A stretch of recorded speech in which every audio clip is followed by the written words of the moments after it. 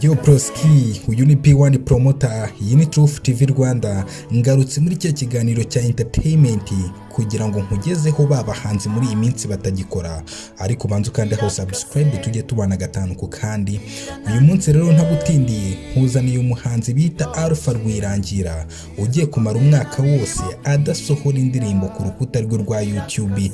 Uyu muhanzi uri muri Amerika muri iyi minsi, muri United States of America, agiye Kuzima kandi n'umwe mu bahanzi beza twari dufite, n'umwe mu bahanzi beza twagize mu Rwanda, umwe rukumbi watsindiye Task Project Fame mu mwaka w'ibihumbi 2010, n'umwe mu banyarwanda batahanye iyo award mu gihe yari ikiba wenyine rukumbi, nyuma yo kuduha indirimbo bita Zura, agakurikizaho indi ndirimbo bita Victorious. Uyu muhanzi rero umwaka ugiye kuzura, uyu muhanzi adakora.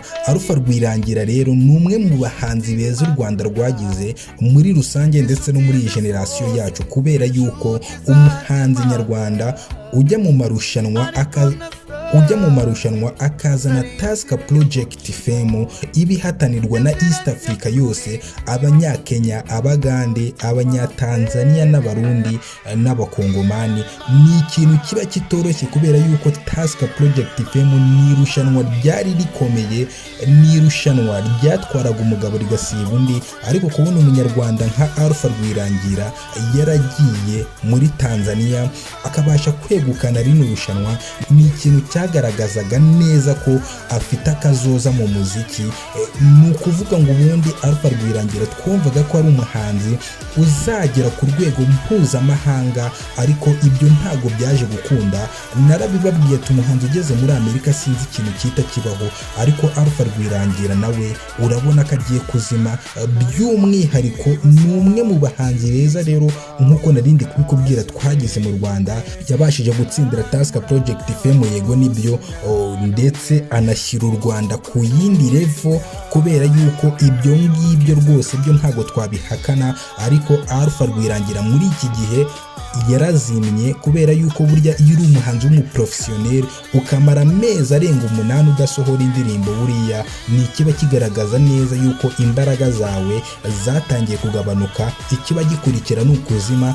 So rero niyumva iyi message ya Truth TV Rwanda, azasubire muri studio akore mu nganzo, yongera duhe kuri bya bihangano bye bikoranye ubuhanga, kubera yuko n'umwe mu bahanzi beza, n'umwe mu bahanzi bazi kuririmba, bazi gucuranga. Ariko ugiye kuzima. Kora subscribe tujye tubana gatanu ku kandi. Nge ndi P1 promoter, iyi ni Truth TV Rwanda, nabasezeranyije ko ntazigira mbatenguha. Wowe kora subscribe tujye twibanira mu biganiro byacu gatanu ku kandi, ubundi ukomeze uryoherwe n'inkuru Truth TV Rwanda ikugezaho.